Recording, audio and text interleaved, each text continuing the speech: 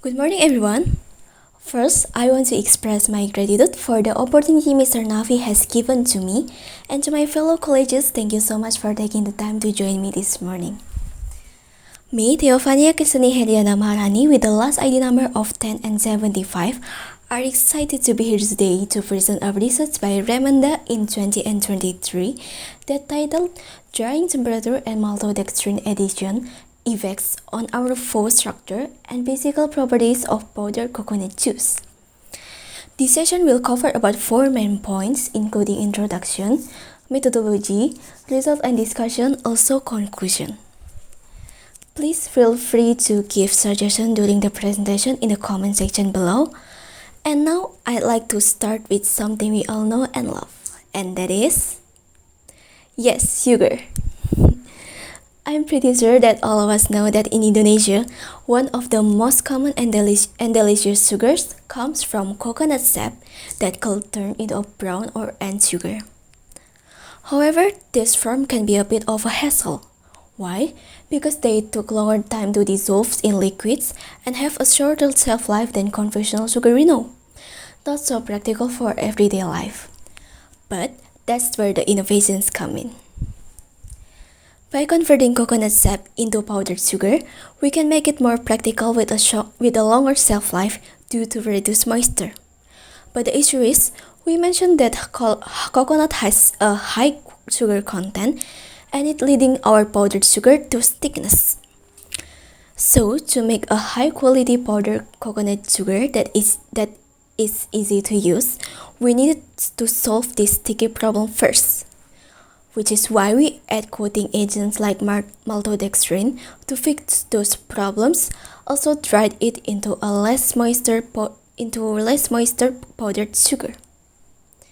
And it's leading us to our research objective, that is to analyze the effect of drying temperature on the armor flow structure, hygroscopy rate, dissolving time, and color intensity of powdered coconut juice while maltodextrin is added.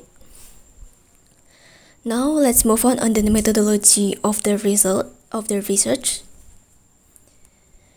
As for the main materials, we use fresh coconut sap paired with maltodextrin, also several analytical chemicals as you can see right here.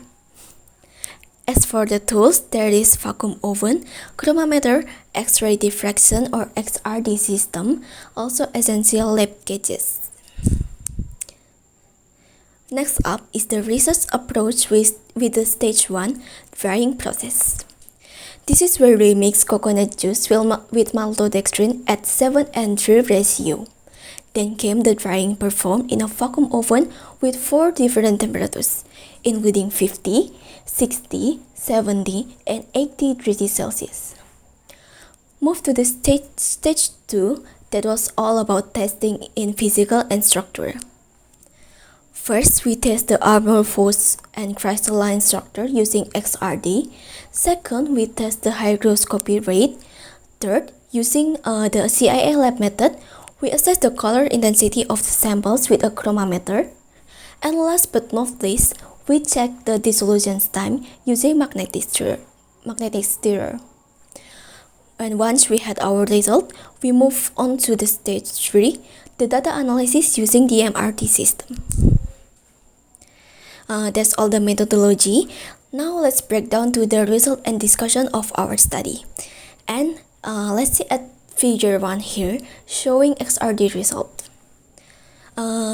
As you can see, at 50 degrees Celsius, our coconut sap powder had about 44% crystalline and 64% of amorphous particles. And we bumped up the heat to 80 degrees Celsius, and we can see only about 41% crystalline with a whopping 72% of amorphous content. This trend revealed that as the drying temperature climbed and maltodextrin added, the coconut sap powder content shifting from a more crystalline structure to a dominantly amorphous one. And move on the second paragraph showed that coconut sap maltodextrin's hygroscopy rate ranged from 1.85 to 4.48 grams of water per gram dry weight per minute. So this data tells us that higher drying temperatures resulted in more moisture absorption. Why? Because based on previous XRD data, they created more amorphous structure in the powder, which are like moisture magnets compared to crystalline. And then next result on third paragraph, it shows that solubility times range from about 23 seconds at 50 degrees Celsius to 19 seconds at 80 degrees Celsius. This result indicates that the lower drying temperature, the longer it took for the powder to dissolve. Because we also know it from the XRD data before, that the lower temperatures produce more crystalline structure, which are stubborn and dissolve slowly. But at higher temperatures, we got more amorphous particles which are dissolved much faster and smoother. Move on, we have the color intensity result here, and the first is the L or brightness values. As shown in figure 4 here, drying at higher temperatures led to brighter powder result. This is due to moisture content drops faster as the temperature rose, which prevented excessive browning and keeps the color light. Second color result in figure 5 shows a decrease in the red color intensity or A value as drying temperature increase. At lower temperatures like 50 degrees Celsius, the longer drying time allows more of mild reaction to occur.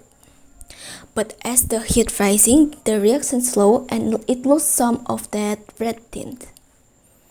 The last graph is P value, which measures how yellow the powder is.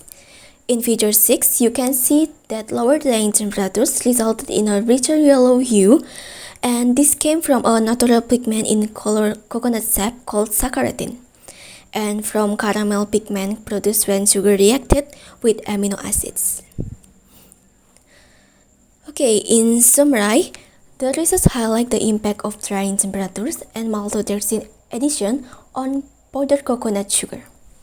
As the drying temperature increased, the coconut sap powder showed a shift from a crystalline to a predominantly amorphous structure, with higher amorphous content in changing moisture absorption and faster solubility. Additionally, higher temperatures led to brighter powder or increase in L values due to reduced browning and moisture, while red color intensity or F values decreased because of reduced Maillard reaction, and yellow color or B value also faded as enzyme activity dropped. Increasing maltodextrin similarly promoted a more amorphous hygroscopic structure, affecting moisture and solubility characteristics. Alright, that's all I can share to you. If there are any question or suggestion, I'd be happy to address them in the comment section below. Thank you all for giving attention to my explanation. I hope it gave you a deeper understanding of the process, also how drying temperatures and maltodextrin addition resulted in different characteristics of powdered coconut sugar. Wishing you all the best and good morning!